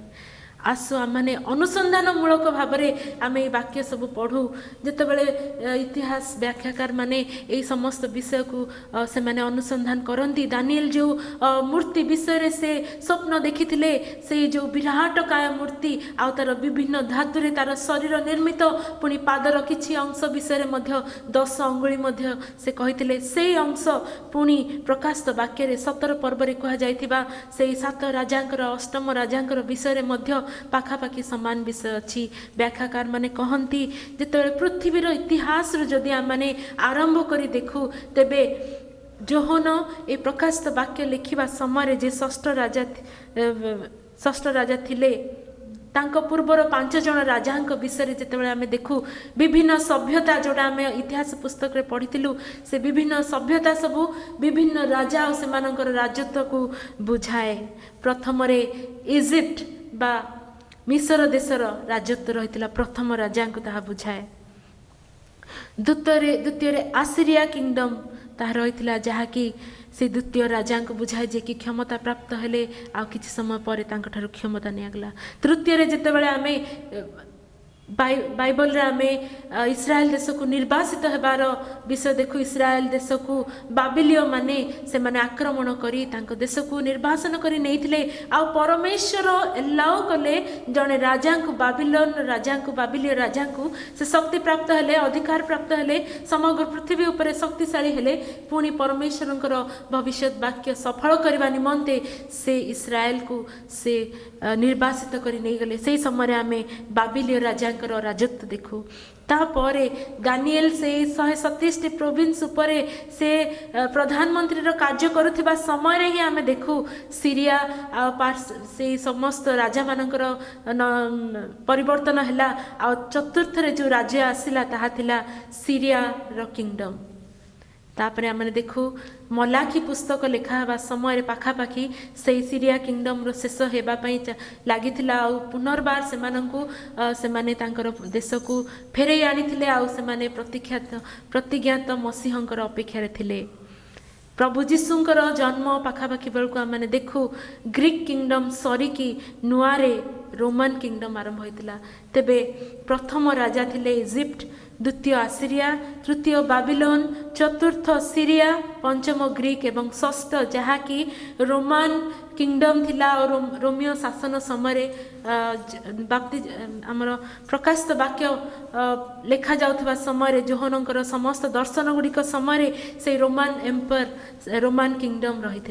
तापरे जोहन सप्तम राजा विषय कही आ सेतबेले से कही जड़े वर्तमान अच्छी आउ जड़े पर्यंत आसी नहीं से आसिले अल्प काल रहिबो से वर्तमान नहीं से आसबे आसिले अल्प काल मात्र रहिबे ए विषय से सप्तम राजा विषय कहू अच्छी।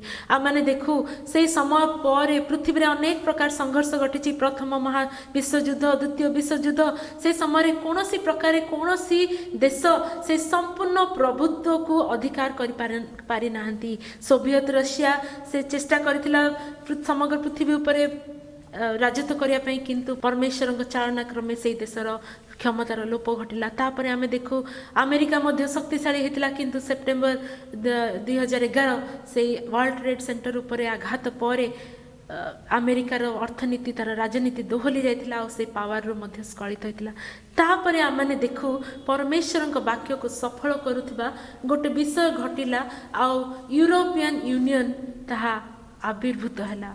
न्यू पावर सेंटर एपरिकी समग्र विश्व मध्य यूरोपियन यूनियन रे जो एकत्रीकरण को एक भिन्न दृष्टि देखते आम जानू जे यूरोपियन यूनियन गठित है पर से भाषा मध्य प्रचलित है। एक भाषा, एक कॉइन, एक करेन्सी, एक टैक्स सिस्टम सबू गुड़िक विषय बाइबल संबंधित विषय गुड़िक प्रकाश करुवा विषय गुड़िक सफल करू करू घटिला। आम जानू आ प्रकाशक मैंने कहती जे से ही मध्यरु अष्टम राजा जे कि से ଆଣ୍ଟିକ୍ରାଇଷ୍ଟ ସେ ମଧ୍ୟ ଆସିବେ।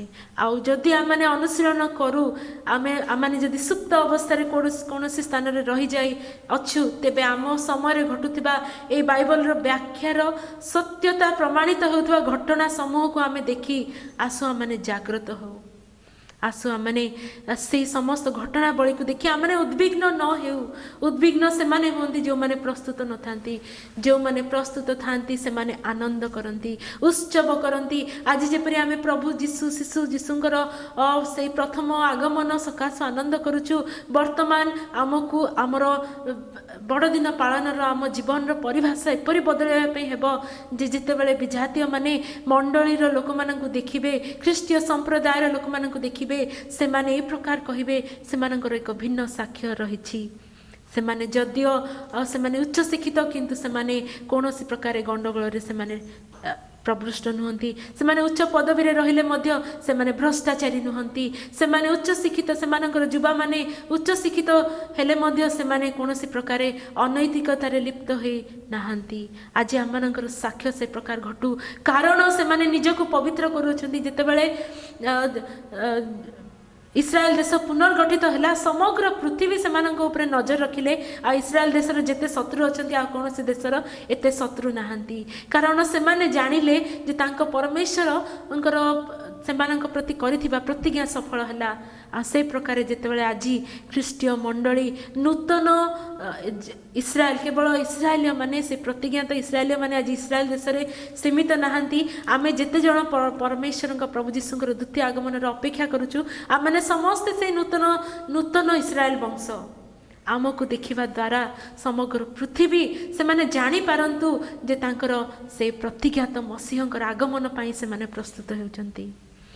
ମୁଁ ମନେ ପକାଉଥିଲି ଏଇ ସ୍ଥାନରେ ଠିଆ ହୋଇ ମୁଁ ପୂର୍ବରୁ କହିଥିବା କିଛିଟି ବିଷୟ। କେଉଁମାନେ ସ୍ୱର୍ଗ ରାଜ୍ୟରେ ପ୍ରବେଶ କରିବେ? ପ୍ରଭୁ ଯୀଶୁ କହନ୍ତି, ମୋତେ ପ୍ରଭୁ ପ୍ରଭୁ ବୋଲି ଡାକନ୍ତି, ଏପରି ପ୍ରତ୍ୟେକ ସ୍ୱର୍ଗ ରାଜ୍ୟରେ ମୋର ଦ୍ୱିତୀୟ ଆଗମନରେ ମୋ ସହିତ ପ୍ରବେଶ କରିବେ ନାହିଁ। ପ୍ରଥମ ଥର ମୁଁ ଶିକ୍ଷା ଦେଇଥିଲି ଯେ ଯେଉଁମାନେ ମୋର ପିତାଙ୍କର ଆଜ୍ଞା ସବୁ ପାଳନ କରନ୍ତି, ତାହାଙ୍କର ଇଚ୍ଛା ସାଧନ କରନ୍ତି, ସେମାନେ ପ୍ରବେଶ କରିବେ।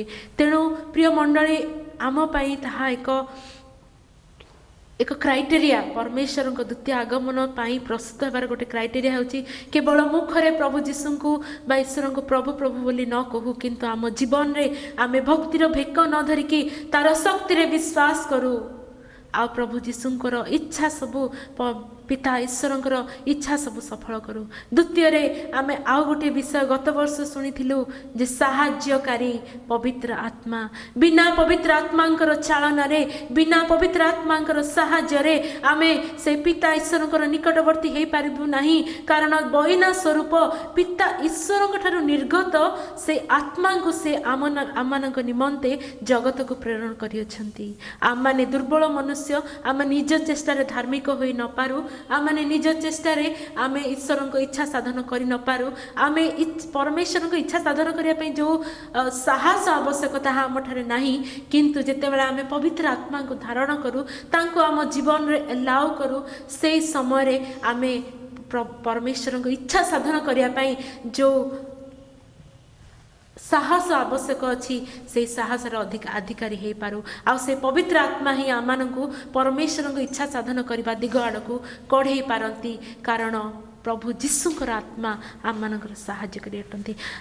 ତେବେ ଆସନ୍ତୁ ଆମମାନେ ପବିତ୍ର ଆତ୍ମାଙ୍କୁ ଆମେ ତାଙ୍କୁ ଦୁଃଖ ନ ଦେଉ, ତାଙ୍କୁ ପ୍ରତିବାଧା ନ କରୁ, ଶୈତାନଙ୍କୁ ପ୍ରତିବାଧା କରୁ, କିନ୍ତୁ ପବିତ୍ର ଆତ୍ମାଙ୍କୁ ଆମ ଜୀବନରେ ଆମମାନଙ୍କର ପ୍ରତ୍ୟେକଟି ଅଂଶରେ ତାଙ୍କୁ ଅଂଶୀ କରାଉ, ଯାହାଙ୍କର ସହାୟତାରେ ଆମେ ସେଇ ଅନନ୍ତ ଜୀବନର ଅଂଶୀ ହେଇପାରିବୁ। ଆଜି ଯେଉଁ ତୃତୀୟ ଛୋଟ ବିଷୟଟି ମୁଁ ଆପଣମାନଙ୍କ ନିକଟରେ ପ୍ରକାଶ କରିବା ପାଇଁ ଚାହୁଁଛି, ତାହା ହେଉଛି ଆମମାନଙ୍କର ଆଟିଟ୍ୟୁଡ଼। ଅନେକ ବିଷୟ ରହିଛି। ବିଶ୍ୱାସ ଆବଶ୍ୟକ, ପବିତ୍ର ଆତ୍ମାଙ୍କ ଠାରେ ଲାଗି ରହିବା ଆବଶ୍ୟକ। କିନ୍ତୁ ଗୋଟେ ବିଶ୍ୱାସୀ ପବିତ୍ର ଆତ୍ମାଙ୍କୁ ଧରି ରଖିବା ପାଇଁ ଯେଉଁ ଆଟିଟ୍ୟୁଡ଼ ଦରକାର, ସେଇ ଆଟିଟ୍ୟୁଡ଼ ବିଷୟରେ ଆଜି ଆମମାନେ ଅଳ୍ପ ଆଲୋକପାତ କରିବା। ତାପରେ ଆମମାନେ ଆଜିର ବକ୍ତବ୍ୟକୁ ଶେଷ କରିବା। ଆସୁ ଆମମାନେ ପାଠ କରୁ ଲୁକ ତାର 17 ପର୍ବ 7-10 ପଦ ପର୍ଯ୍ୟନ୍ତ। କେଉଁ ପ୍ରକାର ଆଟିଟ୍ୟୁଡ଼ ପ୍ରଭୁ ଯୀଶୁ ତାଙ୍କର ଶିଷ୍ୟମାନଙ୍କ ଠାରୁ, ତାଙ୍କର ମଣ୍ଡଳୀ ଠାରୁ ସେ ଆଶା କରନ୍ତି। ଆଉ ସେ ପ୍ରକାର ନହେଲେ ଆମମାନେ ସତ୍ୟରେ ପ୍ରଭୁ ଯୀଶୁଙ୍କର ଦ୍ୱିତୀୟ ଆଗମନ ପାଇଁ ପ୍ରସ୍ତୁତ ହୋଇପାରିବା ନାହିଁ। ସେଠାରେ ଏପରି ଲେଖାଯାଏ ଲୁକ ତାର 17 ପର୍ବ 5ରୁ ଆରମ୍ଭ କରି ଆମେ ଯଦି ପଢ଼ୁ ସେଠାରେ ଲେଖାଯାଏ ସେଥିରେ ପ୍ରେରିତମାନେ ପ୍ରଭୁଙ୍କୁ କହିଲେ ଆମ୍ଭମାନଙ୍କର ବିଶ୍ୱାସ ବଢ଼ାଇ ଦିଅନ୍ତୁ। ପ୍ରଭୁ କହିଲେ ଯଦି ଗୋଟିଏ ସୋରିଷ ଦାନା ପରି ତୁମମାନଙ୍କ ବିଶ୍ୱାସ ଥାଏ ତେବେ ଏହି ତୁତ୍କୋଳି ଗଛକୁ ତୁ ସମୂଳେ ଉପୁଡ଼ି ଯାଇ ସମୁଦ୍ରରେ ରୋପିତ ହ କହିଲେ ତାହା ତୁମମାନଙ୍କ ଆଜ୍ଞା ମାନିବ।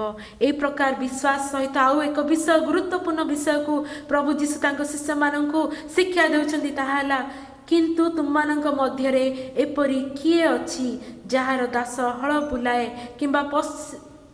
କିମ୍ବା ପଶୁ ଚରାଇ କ୍ଷେତରୁ ଆସିଲେ ସେ ତାହାକୁ କହିବ ଏଇ କ୍ଷଣି ଆସି ଖାଇ ବସ, ସେ କ'ଣ ବରଞ୍ଚ ତାହାକୁ କହିବ ନାହିଁ ମୋର ଖାଇବାର ଠିକ୍ କର, ପୁଣି ମୁଁ ଖିଆପିଆ ଶେଷ ନ କରିବା ପର୍ଯ୍ୟନ୍ତ ଅଣ୍ଟା ବାନ୍ଧି ମୋର ସେବା କର, ତାପରେ ତୁ ଖିଆପିଆ କରିବୁ। ଦାସ ଆଜ୍ଞାନୁସାରେ କର୍ମ କରିଥିବାରୁ ସେ କ'ଣ ତାହାକୁ ଧନ୍ୟବାଦ ଦିଏ?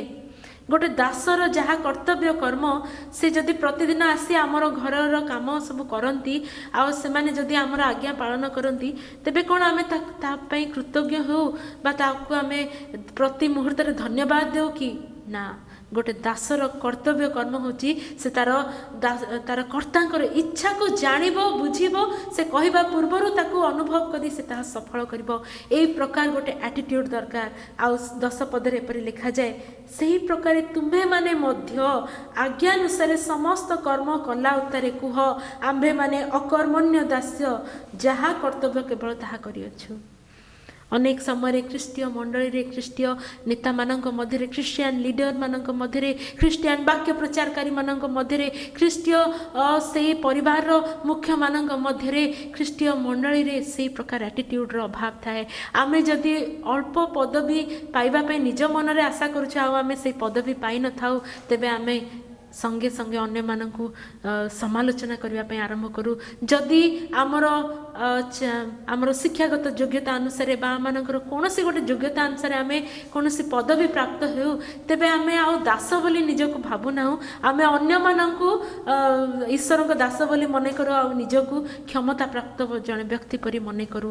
କିନ୍ତୁ ଗୋଟେ ଦାସର କର୍ତ୍ତବ୍ୟ ପ୍ରଭୁ ଯୀଶୁ ଏ ପ୍ରକାର ତାଙ୍କ ଶିକ୍ଷା ସବୁ ଆଶ୍ଚର୍ଯ୍ୟଜନକ ଶିକ୍ଷା ଯେ ସେ କହନ୍ତି ତୁମମାନେ ଆଜ୍ଞାନୁସାରେ ସମସ୍ତ କର୍ମ କରିସାର। ଗୋଟେ ଦାସ ମନରୁ ହିଁ ସେ ସବୁ କାମ କରିଥାଏ, ତାପରେ ତାକୁ ଯାହା ଆଜ୍ଞା ଦିଆଯାଏ ସେ ଆଜ୍ଞାର କର୍ମ ସବୁ ମଧ୍ୟ କରିସାରେ।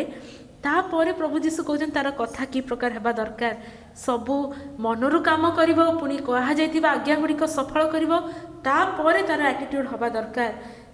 ସେ ଏପରି କହିବା ଦରକାର ଆମେମାନେ ଅକର୍ମଣ୍ୟ ଦାସ, ଯାହା କର୍ତ୍ତବ୍ୟ କେବଳ ତାହା ହିଁ କରିଅଛୁ।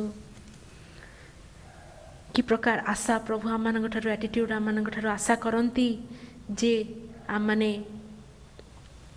ପରମେଶ୍ୱରଙ୍କ ଦାସ ଦାସୀ ହିସାବରେ ଆମେ କେବେ ବି ନିଜକୁ ଅଧିକ ମନେ କରିବା ନାହିଁ, ଯେତିକି ନିଜ ବିଷୟରେ ଭାବିବା କଥା ତାଠାରୁ ଅଧିକ ଭାବିବା ନାହିଁ।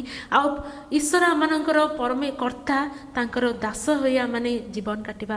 ଆମମାନେ ବାକ୍ୟରେ ପଢ଼ୁ ପଢ଼ୁ ମଧ୍ୟ ବିଭିନ୍ନ ପ୍ରକାର ଦାସମାନଙ୍କ ବିଷୟରେ ଆମେ ଶୁଣିଛୁ, ଜାଣିଛୁ। ଯେଉଁ ଭିନ୍ନ ଭିନ୍ନ ପ୍ରକାର ଦାସମାନେ ଯେଉଁମାନେ କି ପ୍ରଭୁ ଯୀଶୁଙ୍କର ଦୃଷ୍ଟାନ୍ତ ସମୂହରେ ରହିଥିଲେ ଆଉ ଯେତେବେଳେ ସେ ବିଶ୍ୱସ୍ତ ଦାସମାନେ ସେମାନେ ଆଉ 2 ତୋଡ଼ା ଆଉ 5 ତୋଡ଼ା ଲାଭ କଲେ ସେମାନେ ପ୍ରଭୁଙ୍କର ଆଗମନକୁ ଅପେକ୍ଷା କରିଥିବେ। ସେମାନେ କେବେ ହେଲେ ତାଙ୍କର କର୍ତ୍ତାଙ୍କର ଆଗମନର ବିଷୟ ଶୁଣି ସେମାନେ ଆନ୍ଦୋଳିତ ହୋଇନଥିବେ, ଭୟଭୀତ ହୋଇନଥିବେ, କାରଣ ସେମାନେ ଜାଣିଥିବେ ଯେ ଆମମାନଙ୍କର ଯେତେବେଳେ କର୍ତ୍ତା ଆସିବେ ଆମମାନଙ୍କର ଉତ୍ତମ କର୍ମ ସକାଶୁ ସେମାନେ ମନେ ମନେ ଖୁସି ଥିବେ, ପ୍ରସ୍ତୁତ ଥିବେ ଯେ ଆମମାନଙ୍କର କର୍ତ୍ତା ଆସିଲେ ତାଙ୍କ ହସ୍ତରେ ଆମର ପୁରସ୍କାର ଅଛି, ତାଙ୍କ ହସ୍ତରେ ଆମର ପ୍ରଶଂସା ଅଛି, ତାଙ୍କର ସାନ୍ନିଧ୍ୟ ଆମ ପାଇଁ ବହୁତ କିଛି ମାଇନେ ରଖେ। ଯେତେବେଳେ ପ୍ରଭୁ ଯୀଶୁଙ୍କର ଆଗମନ ହେଉଥିବ ଆମେ 2 ପ୍ରକାର ଲୋକମାନଙ୍କୁ ଦେଖିପାରିବୁ।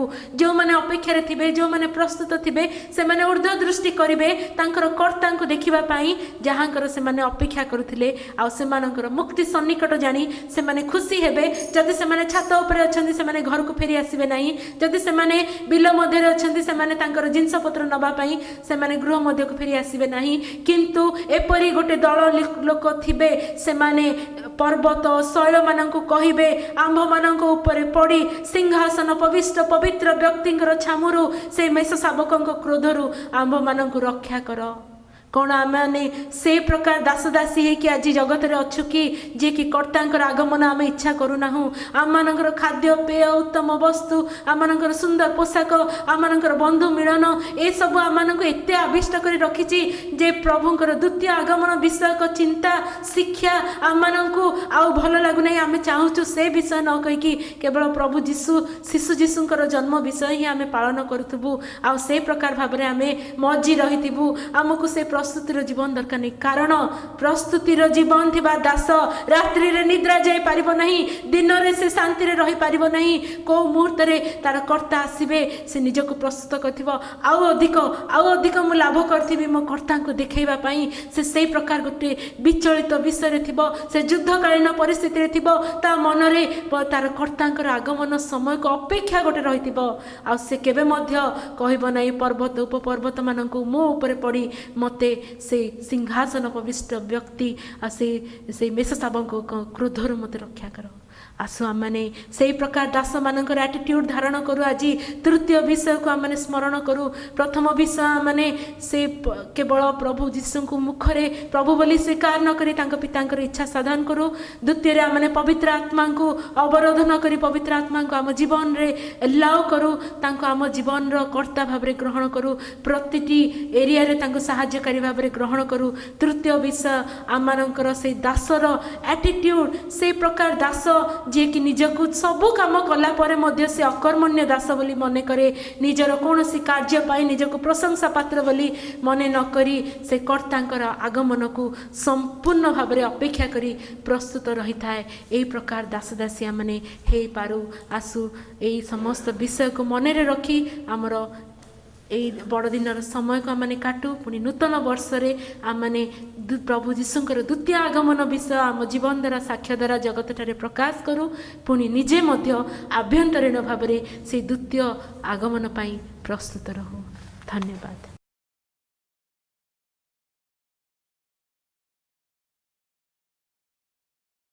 बहुत बहुत धन्यवाद जे प्रभु आम को प्रेम कर यही सुंदर दिन में आमर निमंते प्रयोजन वाक्य देइछंती आ वाक्य समस्त जीवन में पवित्र आत्मा साहाय्य प्रभु कार्य करंतु आ धन्यवाद दे जो दासी को प्रभु आनी सुंदर भाव में व्यवहार करिसंती आगामी दिन व्यवहार करंतु तांको परिवार को आशीर्वाद दिंतु आसंतु मैंने प्रार्थना करिबा।